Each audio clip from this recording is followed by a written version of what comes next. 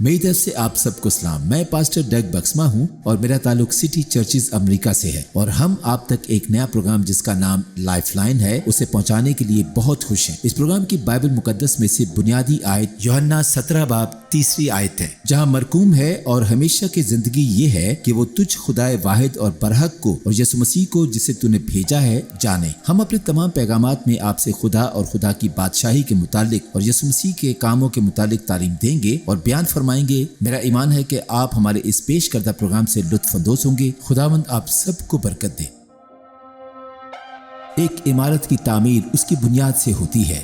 ہمارا ایمان بھی ایسا ہی ہوتا ہے۔ ایمان میں کچھ باتیں ایسی ہیں جو بنیادی ہوتی ہیں، جو ہمارے ایمان کی بنیادی باتیں کہلاتی ہیں۔ وہ بہت ضروری ہوتی ہیں، اور انہی تمام باتوں کے متعلق آج پروگرام ہم ایمان رکھتے ہیں میں سیکھیں گے۔ حصہ 7واں، دنیا کا اختتام، مردوں کا جی اٹھنا اور ہمیشہ کی عدالت کا حصہ 2۔ پچھلے ہفتے سے ہم اس پر بات کر رہے ہیں، اور اس سے بھی پہلے ہم ایمان رکھتے ہیں کا کورس مکمل کر رہے تھے، اور میں صرف آخری بار عبرانیوں 6 باب 1 سے 6 آیات بتانا چاہوں گا کہ اس میں ہمارے ایمان کے بنیادی عناصر کی بات کی گئی ہے۔ 325 سال بعد از مسیح نائسیا کی کونسل باہم جمع ہوئی۔ اس میں نائسیا کی کلیسا کے لیڈران ہر جگہ سے ایک ساتھ بائبل مقدس میں سے جو آج ہمارے پاس موجود ہے ایمان کی بنیادی باتوں کو اکٹھا کرنے کی غرض سے جمع ہوئے، اور وہ ایمان کے اس بیان کے ساتھ سامنے آئے جسے ہم رسولوں کا عقیدہ کہتے ہیں، جس میں کہ ایمان کے تمام ضروری بنیادی عناصر شامل ہیں جو ہمارے ایمان کے لیے اہم ہیں۔ ایک بار پھر سے مل کر اس کا دعویٰ کرتے اور اسے پڑھتے ہیں، اور پھر ہم اس کورس کے دلچسپ اور آخری حصے کی جانب بڑھیں گے۔ آئیں اسے مل کر پڑھیں۔ میں خدا قادر مطلق باپ پر ایمان رکھتا ہوں، جس نے آسمان اور زمین کو بنایا، اور اس کے اکلوتے بیٹے اپنے خداوند یسوع مسیح پر، جو روح القدس کی قدرت سے کنواری مریم سے پیدا ہوا، جس نے پینتوس پلاطس کے عہد میں دکھ اٹھایا، مصلوب ہوا، مر گیا، دفن کیا گیا، برزخ میں اترا، تیسرے روز مردوں میں سے جی اٹھا، اور خدا قادر مطلق باپ کے دائنے ہاتھ بیٹھ گیا، جہاں سے وہ زندوں اور مردوں کی عدالت کے لیے آنے والا ہے۔ میں ایمان رکھتا ہوں روح القدس پر، ون ہولی یونیورسل چرچ، مقدسوں کی شراکت، گناہوں کی معافی اور جسم کے جی اٹھنے اور ہمیشہ کی زندگی پر، آمین۔ لہٰذا ہم ان تمام بنیادی عناصر کی بابت سیکھتے ہیں۔ پچھلے ہفتے ہم نے مردوں کی قیامت اور ابدی عدالت کے تعلق سے سیکھا۔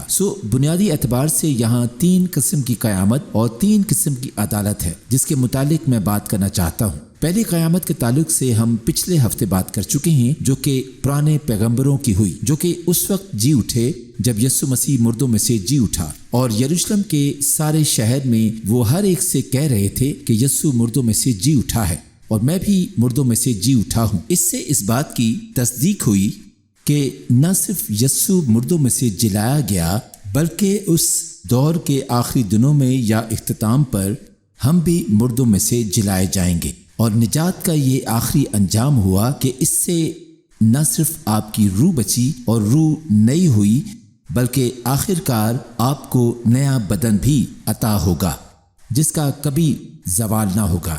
لیکن یہ پہلی قیامت تھی، اور پھر دوسری قیامت وہ ہے جو کہ نئے عہد نامے کی قیامت ہے، جو اس دور کے اختتام پر ہوگی جب یسوع واپس آئے گا، اور ہم اس پر کافی گہرائی سے بات کر چکے ہیں، اور ہم یہاں سے بات کا آغاز کر رہے ہیں، اور یقینی طور پر آئیں میں ذرا آپ کی توجہ عدالت کی جانب مرکوز کرانا چاہتا ہوں۔ پہلی قیامت کے وقت اور اس دور کے اختتام پر بھی یسوع مسیح واپس آ رہا ہے۔ میں آپ کو اس کا حوالہ بھی دوں گا، لیکن اس وقت کے فوراً بعد عدالت ہوگی، جو کہ پہلی عدالت ہوگی، اور یہ عدالت ان لوگوں کی ہوگی جو کہ راست باز ایماندار ہوں گے، اور اس پہ ہم پچھلے ہفتے بات کر چکے ہیں۔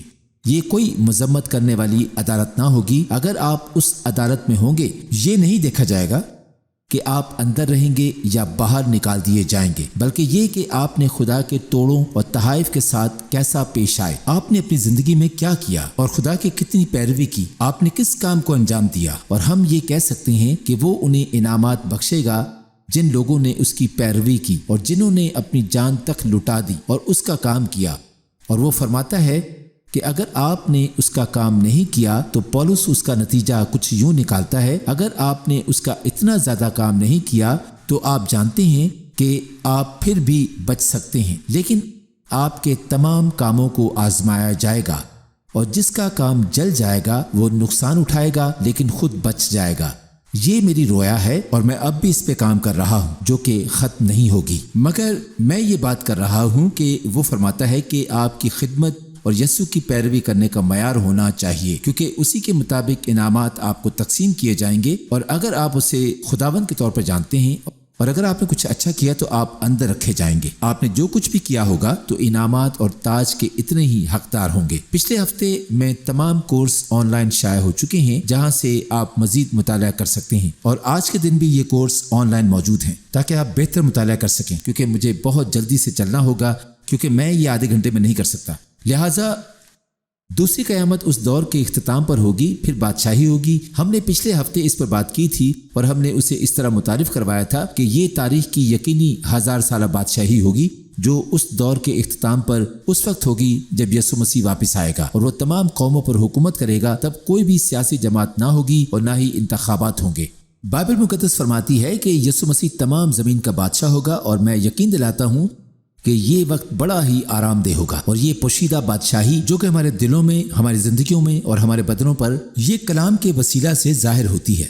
اسے آپ دیکھ تو نہیں پاتے مگر یہ مکمل طور پر ظاہر ہو جائے گی۔ لوگ کہتے ہیں 1000 سالہ بادشاہی کیوں؟ تو پھر سچائی یہ ہے کہ وہ فتح جو صلیب کے ذریعے حاصل ہوئی اس کو عملی جامہ پہنانا، مکمل طور پر حاصل کرنا اور مکمل طور پر عمل درآمد کرنا لازم تھا، جس سے کہ ہر چیز ایک دائرے میں آ سکے اور مکمل ہو جائے۔ بلکہ اسی طرح جیسے خدا نے زمین کو 7 دن میں خلق کیا اور 7واں دن انسانی تاریخ کا مقرر کردہ دن ٹھہرا، اور یہ دنیا اس سے بھی زیادہ پرانی ہو سکتی ہے، مگر خدا کا انسان کے ساتھ نمٹنے اور چھٹکارا پانے کا مقررہ وقت 7000 سال تک کی مدت ہے۔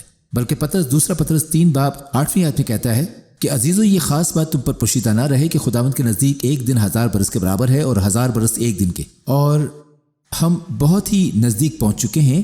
ہم 6000 سال کے اختتام کے بہت ہی قریب پہنچ چکے ہیں، اور ہمارے لیے ایک آرام دہ مدت آنے کو ہے جس میں خدا کی بادشاہی مکمل طور پر ظاہر ہوگی، اور جو کچھ بھی مجھ میں، ہم میں اور کلیسیا میں موجود ہے یہ سب کچھ نارمل ہو جائے گا، اور ہم بڑی زبردست چیزوں کو ہوتا ہوا دیکھیں گے۔ خدا کی کامل رہائی کا کام انسانی تاریخ میں قوموں کے سامنے ظاہر ہوگا، اور میں اسے آسان بنا کر پیش کر رہا ہوں کیونکہ بہت سے لوگ سوچتے ہیں کہ جب ہم مریں گے تو سیدھا بادلوں پر بیٹھ کر بربت بجانے لگیں گے اور ہم ایک آسمانی شہر کو دھند میں دیکھتے ہوں گے، اور آپ اس کے دروازے کھول سکیں گے اور اس کی گلیوں میں چلیں گے اور کافی کی دکان کو تلاش کرتے ہوں گے، اور کچھ اس طرح سے ہو رہا ہوگا۔ بلکہ یہ دنیا اسی طرح سے چلتی رہے گی جس طرح ابھی چل رہی ہے کہ لوگ 1000 سال کے عرصے میں شادیاں کر رہے ہوں گے اور جی رہے ہوں گے، مر رہے ہوں گے اور نجات پا رہے ہوں گے، اور اب جو کچھ بھی ہونے والا ہے۔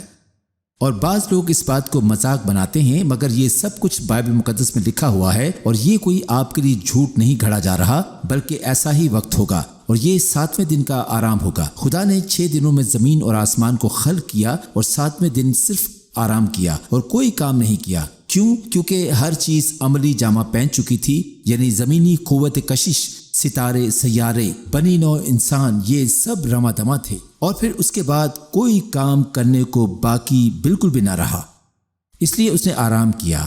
بائبل مقدس میں اسرائیلیوں کو بھی سبت کے دن آرام کا حکم دیا گیا۔ یہ آرام اس کے منصوبوں میں شامل تھا۔ کیا آپ ابدی آرام سے واقف ہیں؟ مسیح ہمارا سبت ہے۔ جب میں اور آپ آرام میں داخل ہوتے ہیں تو پولس فرماتا ہے کہ یہ ہمارا سبت کے دن کا آرام ہے۔ جب آپ اسے جان لیتے ہیں تو آپ کے جیون میں جینے کا ڈھنگ آ جاتا ہے، اور ذرا اندازہ لگائیں کہ آپ کی زندگی کے لیے پہلے ہی سے منصوبہ بنا لیا گیا تھا، اور آپ کو صرف اور صرف اس کی پیروی کرنا ہے، اور آپ آرام میں داخل ہو سکتے ہیں۔ جیسا کہ آپ دیکھتے ہیں، آپ کوشش میں رہتے ہیں کہ میں جگہ کیسے حاصل کروں۔ صرف مسیح میں آئیں تو آپ نیا مخلوق بن جاتے ہیں، اور آپ اسی کی پیروی کرتے ہیں اور آرام پاتے ہیں۔ لیکن زمین پر بھی قوموں کے آرام کا ایک وقت آنے کو ہے جو کہ 1000 سالہ بادشاہی ہے، اور یہ 1000 سالہ بادشاہی اس وقت ظہور میں آئے گی جب یہ دور اختتام پذیر ہوگا۔ اس وقت اگر ہم ایسے کام ہوتے ہوئے دیکھتے ہیں تو اس دور کا یہ وقت دوبارہ مڑ کر نہیں آئے گا۔ مکاشفہ 20 باب 4 اور 5 آیات دیکھیں گے جس میں 1000 سالہ بادشاہی اور آنے والی عدالت کا آخرت کا ذکر مرقوم ہے۔ مکاشفہ 20 باب 4 اور 5 آیات میں مرقوم ہے کہ پھر میں نے تخت دیکھے اور لوگ ان پر بیٹھ گئے، اور عدالت ان کے سپرد کی گئی، اور ان کی روحوں کو بھی دیکھا جن کے سر یسوع کی گواہی دینے اور خدا کے کلام کے سبب سے کاٹے گئے تھے۔ یہاں تک کہ آج بھی ایسا کچھ ہوتا ہے، زیادہ تر آج کے دور میں ایسا چل رہا ہے جو کہ خوفناک ہے، اور یہ فرماتی ہے، اور جنہوں نے نہ اس حیوان کی پرستش کی تھی، نہ اس کے بت کی، اور نہ اس کی چھاپ اپنے ماتھے اور ہاتھوں پر لی تھی۔ وہ زندہ ہو کر 1000 برس تک مسیح کے ساتھ بادشاہی کرتے رہے، اور جب تک یہ 1000 برس پورے نہ ہو لیے باقی مردے زندہ نہ ہوئے۔ پہلی قیامت یہی ہے۔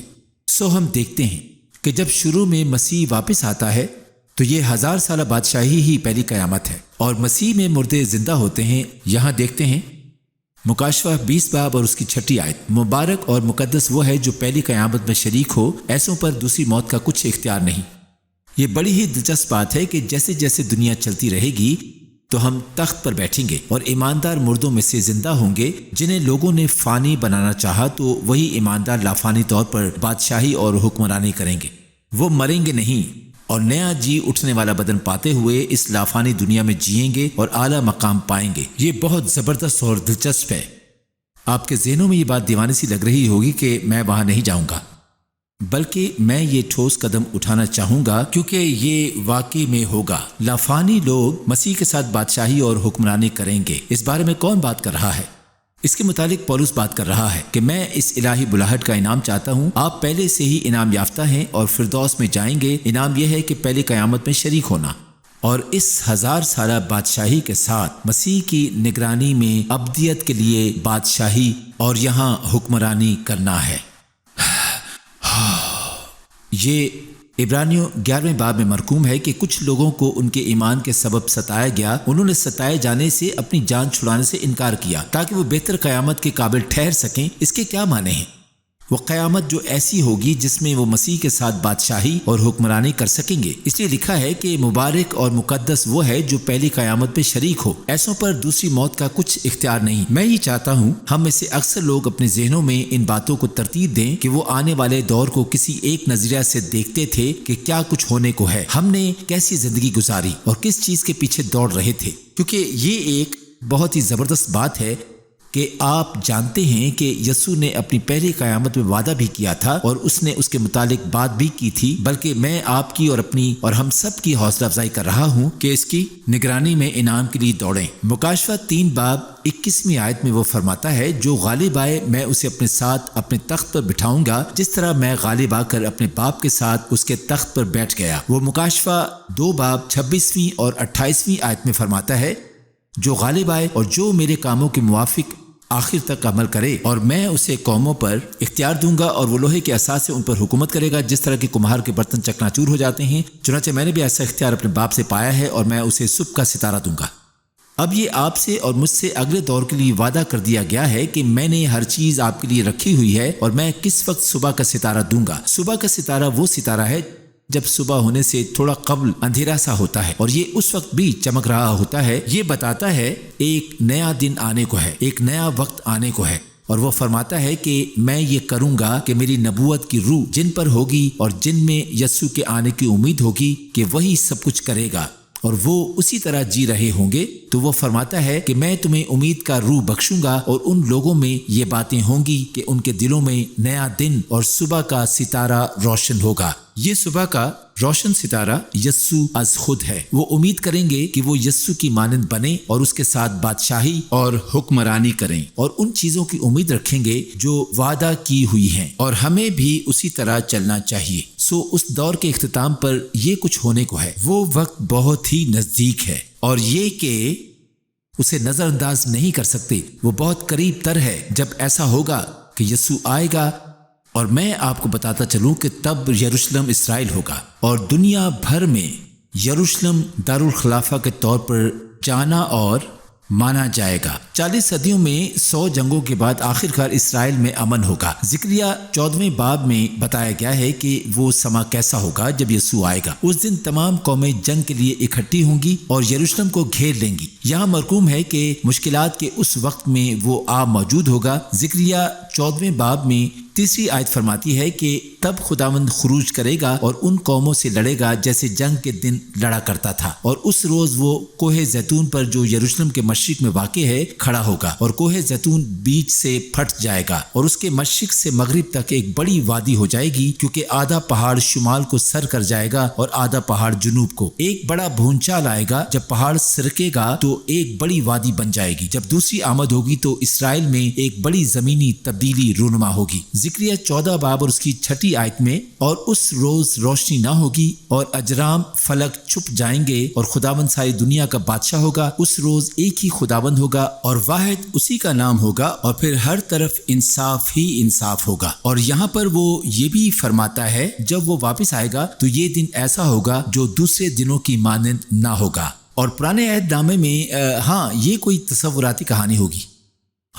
پرانے عہد نامے میں پرانے عہد نامے میں اس واقعے کی تصویر کشی کچھ یوں کی گئی ہے کہ جب اسرائیل یشوع کے ساتھ اپنی میراث میں شامل ہو رہا تھا، یشوع کے معنی یسوع کے ہیں، اور وہ 5 بادشاہوں پر غلبہ حاصل کرنے جا رہے تھے جو کہ اس دور کے بڑے ہی ابلیسی زور کے نیچے رہنے والے بادشاہ تھے۔ وہ دن کے وقت بھاگ نکلے اور وہ دن بہت طویل تھا، اور اس دن کے اختتام پر وہ بڑی دیوانگی کے ساتھ لڑائی لڑ رہے تھے۔ اور پھر یشوع نے اپنے ہاتھوں کو اٹھا کر سورج سے کہا کہ ایسے ہی کھڑا رہ، چاند تو ابالون کی وادی میں ٹھہرا رہ۔ اور آپ جانتے ہیں کہ کیا ہوا۔ بائبل مقدس فرماتی ہے کہ سورج ٹھہرا رہا اور چاند بھی ٹھہرا رہا، اور وہ دن ایک طویل ترین دن ٹھہرا۔ یہاں تک کہ طبیعت کے قوانین میں بھی اور باقی علوم میں بھی یہ اندازہ لگا لیا کہ بہت وقت پہلے ایک ایسا دن گزرا جس کو بیان نہیں کیا جا سکتا۔ میرا خیال یہ ہے کہ یہ وہی دن ہوگا، اور آخرکار وہ دن ایک بڑا ہی طویل دن ٹھہرا، یہاں تک کہ کائنات کے خدا نے اس دن سورج کو حرکت کرنے اور چاند کو حرکت کرنے سے روکے رکھا تاکہ اپنی مرضی پوری کرے۔ خیر، اس نے ایسا ایک الگ طرح سے آپ کے لیے بھی کیا ہے۔ آپ کے لیے کوئی ایسا دروازہ نہیں جو وہ کھول نہ سکے، اور خدا اسے مکمل کرے گا جس کے لیے آپ کو چنا ہے۔ اور آپ جانتے ہیں کہ میں نے کلیسیا کے لیے کچھ نبوتی کلام بھی کیا تھا جسے میں اپنی پچھلی عبادت میں بتا نہیں سکا، سو میں اب آپ کو بتا رہا ہوں کہ انہوں نے اس بات کو کھو دیا اور آپ کو معلوم ہو گیا۔ یہ وقت کلیسیا یعنی آپ کے اور میرے لیے ہے کہ ہم ایمان رکھنا شروع کریں کہ ہم وہ نہ بنیں جو خدا کا ہمارے لیے منصوبہ ہے، اور ہم وہی کچھ کریں جس کے لیے ہمیں بلاہٹ ہوئی ہے، اور ہم اس بات پر ایمان رکھیں کیونکہ جب اس نے آپ کو بلایا تو وہ بھی ایمان رکھتا ہے، اور آپ اس بات پر ایمان نہیں رکھتے تو کیا وہ کچھ کرے گا جو ہمارے لیے کرنا چاہتا ہے؟ میرا یہ ایمان رکھنا ضروری ہے کہ جب خدا نے اس بندے کو بلایا ہے تو اس نے اسے ٹھیک کیا۔ وہ فرماتا ہے کہ میں اصل میں ڈگ بکسما کو کامل بناتا ہوں، میں نہیں کر سکتا، مگر وہ فرماتا ہے اگر یہ ایمان رکھے گا تو میں اس کی اس طور پر مرمت کروں گا جو بننے کے لیے میں نے اسے بلایا ہے۔ کیا آپ جانتے ہیں کہ یہ وہی وقت ہے کہ ہم ایمان رکھیں؟ اگر خدا نے آپ کو بلایا ہے تو وہ اسے مکمل کرے گا جس کام کی شروعات آپ سے کروا چکا ہے۔ اسے آپ پر پورا یقین ہے، سو اب اس کی جانب قدم بڑھانے کا وقت آ گیا ہے۔ وہ بڑا ہی وفادار خدا ہے جس نے آپ کو بلایا ہے۔ سو میں تو ایمان رکھتا ہوں کیونکہ میں وہ بننا چاہتا ہوں جس کے بننے کے لیے اس نے مجھے بلایا ہے۔ اور بنیادی طور پہ ہم کہتے ہیں ہم جو کچھ ہیں خدا کے فضل سے ہیں، اور ہم اس کا اعزاز نہیں لیتے۔ اور آپ کو معلوم ہے کہ میں نے تو ایمان رکھنا شروع کر دیا ہے، اور یہاں میں یہ سوچتا ہوں کہ اس کے فضل کے وسیلہ سے آپ اور میں اور ہم سب کر سکتے ہیں، اسے حاصل کر سکتے ہیں۔ لہٰذا اس معاملے میں آپ کی حوصلہ افزائی کروں گا۔ وہ جو ایک طویل ترین دن تھا اس کا نتیجہ یہ نکلا کہ ان قوموں کی مکمل بربادی ہوئی جو اسرائیل کے برخلاف کھڑے ہوئے تھے۔ یسوع ہی تمام سرزمین پر بادشاہ ہوگا اور تمام چیزیں اس کے قبضہ میں ہوں گی، اور اسرائیل کا زمینی نقشہ مکمل طور پر بدل جائے گا۔ آئے میں آپ کے ساتھ ایک اور بات بانٹنا چاہوں گا جسے سن کر لوگ حیران رہ جائیں گے۔ اس بات کو سنیں جو کہی جاتی ہے کہ جب مسیح آئے گا تو بڑا بھونچال آئے گا اور پہاڑ 2 حصے ہو جائے گا اور ایک بڑی وادی بن جائے گی۔ وہ پہاڑ آدھا جنوب کو اور آدھا شمال کو سرک جائے گا۔ خیر، اس کا نتیجہ کیا نکلے گا؟ حزقیل 47 باب ہمیں ایک کہانی بتاتا ہے، کیونکہ اسرائیل کے 47 میل کے فاصلے پر بحر کلزم موجود ہے۔ بحر کلزم 474 میٹر تک سمندر کی سطح سے نیچے ہے۔ یہ پوری دنیا میں سب سے نیچی جگہ ہے۔ وہاں ایسا ہے کہ کوئی بھی جاندار بحر کلزم میں جی نہیں سکتا۔ 26 قسم کے معدنیات اس میں پائے جاتے ہیں، اور یہ پانی اتنا وزنی ہے۔ جب ہم نے اپنی پوری ٹیم کو لیا اور 100 لوگوں کو اسرائیل لے کے گئے تو وہ سب تیراکی کے لباس میں تھے، اور وہ وہاں اس پر اس طرح تیر رہے تھے جیسا وہ کسی ٹیوب پہ تیرتے ہوں، کیونکہ وہ پانی اتنا وزنی تھا کہ آپ اس کے اوپر لیٹ سکتے ہیں۔ یہ بڑا ہی زبردست ہے، اور بحر کلزم میں کوئی بھی جاندار جی نہیں سکتا۔ وہاں معدنیات اتنے زیادہ ہیں کہ لوگ وہاں اس کی مٹی کو اپنے اوپر ملتے ہیں اور حقیقت میں شفا پاتے ہیں۔ لوگ پوری دنیا سے یہ کام کرنے کو وہاں جاتے ہیں، لیکن وہاں کوئی رہ نہیں سکتا۔ حزقیل میں یہ کچھ بھی درج ہے کہ لوگ پوری دنیا سے اس میں مچھلی پکڑنے آئیں گے، کیونکہ وہاں پر پوری دنیا میں سب سے زیادہ زبردست مچھلیاں پکڑی جائیں گی، کیونکہ جب یسوع واپس آئے گا تو بھونچال کی وجہ سے پہاڑ سرک جائے گا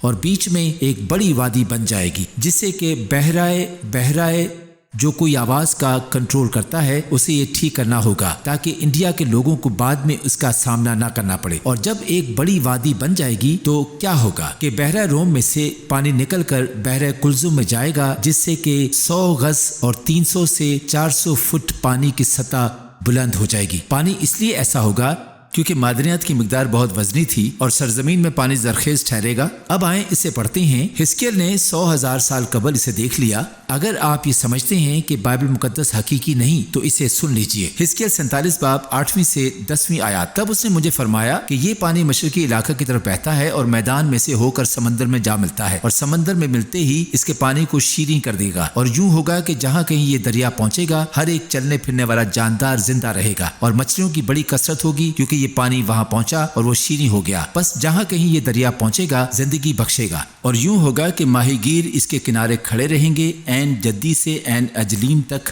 جال بچھانے کی جگہ ہوگی۔ اس کی مچھلیاں بڑے سمندر کی مچھلیوں کی مانند کثرت سے ہوں گی۔ میں نے ٹھیک کہا؟ کیا آپ نے دیکھا کہ خدا کا کلام کتنا گہرا ہے؟ اور جب یسوع واپس آئے گا تو کیا ہوگا؟ یہ ایک چھوٹا سا عنوان ہے جس پر آپ سے 1 گھنٹہ بات کر سکتا ہوں، اور ایسا سب کچھ اس وقت ہوگا جس دن وہ واپس آئے گا۔ میں صرف آپ کو دہرانا چاہتا ہوں کہ جب یسوع واپس آئے گا تو اس وقت کیا ہوگا؟ وہ بادشاہ ہوگا اور زمین کا نقشہ دوبارہ سے ترتیب دیا جائے گا۔ یوں اسرائیل کی حدود وسیع ہو جائے گی، لیکن قوم بنی اسرائیل کے ساتھ کچھ اور بھی ہوگا۔ جب وہ یہ دیکھیں گے کہ ان کا مسیح انہیں بچانے کو آئے گا اور وہ قوموں کو زیر کرے گا، وہ کہتا ہے پھر یہ سب کچھ ہوگا۔ زکریا 12 باب 10 سے 11 آیات۔ اور میں داؤد کے گھرانے اور یروشلم کے باشندوں پر فضل اور مناجات کی روح نازل کروں گا، اور وہ اس پر جنہوں نے اسے چھیدا ہے نظر کریں گے اور اس کے لیے ماتم کریں گے، جیسا کوئی اپنے اکلوتے کے لیے کرتا ہے، اور اس کے لیے تلخ کام ہوں گے جیسے کوئی اپنے پلوٹے کے لیے ہوتا ہے۔ اور اس روز یروشلم میں بڑا ماتم ہوگا، حدد رمون کے ماتم کی مانند مجدون کی وادی میں ہوا۔ اور پھر وہ کہیں گے ارے نہیں، وہ تو پہلے بھی آ چکا ہے اور ہم نے اس کا انکار کیا تھا اور قتل کر دیا تھا، اور وہی واحد ہے۔ اس وقت توبہ کی روح اتنی دکھی اور غمگین ہوگی کہ پہلے واقعی میں کبھی نہ ہوئی۔ آپ اسے سمجھیں۔ زکریا 13 باب اور 1 آیت۔ اس روز گناہ اور ناپاکی دھونے کو داؤد کے گھرانے اور یروشلم کے باشندوں کے لیے ایک سوتا پھوٹ نکلے گا۔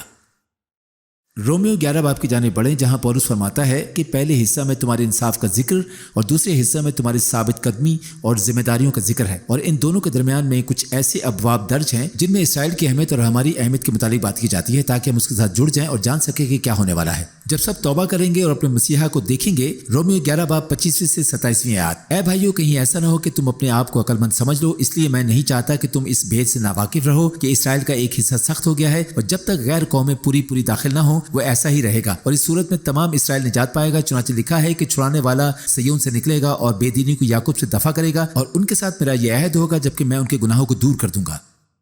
مجھے امید ہے کہ آج کا پیغام آپ کو پسند آیا ہوگا۔ اس سے پہلے کہ ہم آپ کو الوداع کہیں، میں آپ کے ساتھ مل کے دعا کرنا چاہوں گا۔ میرا ایمان ہے کہ خدا آپ میں سے بہت سو کو شفا دینا چاہتا ہے تاکہ اپنی قدرت کو ظاہر کر سکے، کیونکہ اسے آپ کی فکر ہے، وہ جانتا ہے کہ آپ کون ہیں۔ وہ آپ کو چھونا اور برکت دینا چاہتا ہے۔ میں چاہتا ہوں کہ آپ اپنا ہاتھ اس جگہ پر رکھیں جہاں کہیں بھی آپ کو درد ہے یا کچھ ٹھیک نہیں ہے، اور میں آپ کے لیے دعا کروں گا۔ میرا ایمان ہے کہ خدا کی قدرت روح القدس کے وسیلہ سے آپ کے بدنوں کو چھوئے گی اور آپ شفا پائیں گے۔ اے باپ، یسوع کے نام سے میں جانتا ہوں کہ تو ان تمام دیکھنے والوں سے محبت رکھتا ہے، اور میں چاہتا ہوں کہ تو لوگوں کو اپنی شفا دینے کے وسیلہ سے عظیم قدرت کو ظہور میں لائے۔ اس وقت یسوع کے نام سے ہم درد اور بیماری کے زور کو توڑ ڈالتے ہیں، اور ہم انہیں یسوع کے نام سے ان لوگوں کے بدنوں میں سے نکل جانے کا حکم دیتے ہیں۔ کمر درد، ریڑھ کی ہڈی کے مسائل، گینٹھیا، ہڈیوں کی بیماری، ہم ان کے بدنوں کے لیے شفا کا اعلان کرتے ہیں۔ اے خدا ان تمام چیزوں کو ترتیب بخش دے۔ کینسر، خون کے امراض چلے جائیں۔ ہم یسوع کے نام سے چاہتے ہیں کہ اے خدا تو ان بدنوں کو شفا دے اور چھوئے اور بحال کرے۔ اپنی صلیب کی قدرت کو جاری کر تاکہ تیرے لوگوں پر شفا آئے۔ ہم یسوع کے نام سے لوگوں پر سے تمام ابلیسی زور کو توڑتے ہیں۔ اے خدا اپنے لوگوں کو شفا بخش، ان پر ظاہر کر کہ تو کتنا ان سے پیار کرتا ہے۔ خدا میں چاہتا ہوں کہ تو رویا اور خوابوں کے ذریعے اپنے لوگوں پر اپنے آپ کو ظاہر کرے۔ شخصی طور پر اپنا آپ ظاہر کر کہ تو کون ہے اور ان سے کتنا پیار کرتا ہے۔ ہم یسوع ناصری کے نام سے یہ دعا کرتے ہیں، آمین۔ آج اگر آپ یہ ایمان رکھتے ہیں کہ یسوع خدا کا بیٹا ہے اور یسوع کے پیروکار بننا چاہتے ہیں تو میں چاہتا ہوں کہ میرے ساتھ مل کر یہ سادہ سی دعا کریں۔ یہ دعا آپ کی زندگی میں ایک بڑا بدلاؤ اور عظیم نجات کو لائے گی، جس سے آپ کے مستقبل پر اور ابدی منزل پر بھی اثر انداز ہوگی۔ اور اگر آپ روح القدس کی ان باتوں پر ایمان رکھتے ہیں کہ آپ کو بدلاؤ کی ضرورت ہے تو اس دعا کو میرے ساتھ کریں، جو کہ آپ کی زندگی میں نجات کے دروازوں کو کھول دے گی۔ اس دعا کو میرے پیچھے دہرائیں۔ اے باپ، میں یسوع کے نام سے تیرے پاس آتا ہوں۔ خداوند، میں جانتا ہوں میں گناہگار ہوں، مجھے تیرے فضل کی ضرورت ہے۔ میرا ایمان ہے کہ تو میری خاطر مصلوب ہوا اور تو پھر سے جی اٹھا۔ میں تجھ سے کہتا ہوں میرے دل میں آ، میرے گناہوں کو بخش اور مجھے اپنا بیٹا بنا لے۔ میں نے تیرے فضل کو پا لیا ہے، مجھے بچانے کے لیے تیرا شکر ہو۔ میں تیری پیروی کروں گا۔ اگر آپ نے آج یہ دعا کی ہے تو خدا کا اطمینان آپ کی زندگی پر آئے گا اور آپ یسوع کی پیروی کرتے ہوئے ایک مکمل نئی زندگی کا تجربہ حاصل کریں گے۔ اور میں آپ کو یہ بتانا چاہتا ہوں کہ بائبل مقدس فرماتی ہے کہ چاہے مرد یا عورت کوئی بھی مجھ پر ایمان لاتا ہے تو وہ موت سے نکل کر ہمیشہ کی زندگی میں داخل ہو جاتا ہے، اس کی مذمت نہیں کی جائے گی۔ آگے بڑھتے ہوئے میں آپ کو یہ بتانا چاہتا ہوں کہ اس پروگرام کی بنیادی آیت یوحنا 17 باب اور اس کی 3 آیت ہے، جہاں لکھا ہے کہ اور ہمیشہ کی زندگی یہ ہے کہ وہ تجھ خدائے واحد اور برحق کو اور یسوع مسیح کو جسے تو نے بھیجا ہے جانے۔ خداوند آپ کو برکت دے اور اس کا اطمینان آپ پر ہو۔ اور اگر آپ شفا یاب ہو چکے ہیں یا آپ نے یسوع کے پیروکار بننے کی دعا کی ہے تو ہم سے رابطہ کریں، ہمیں بتائیں کہ آپ کے ساتھ کیا پیش آیا اور ہم آپ کے رابطے میں رہیں گے۔ خدا کی ڈھیروں برکات آپ پر ہوتی رہیں۔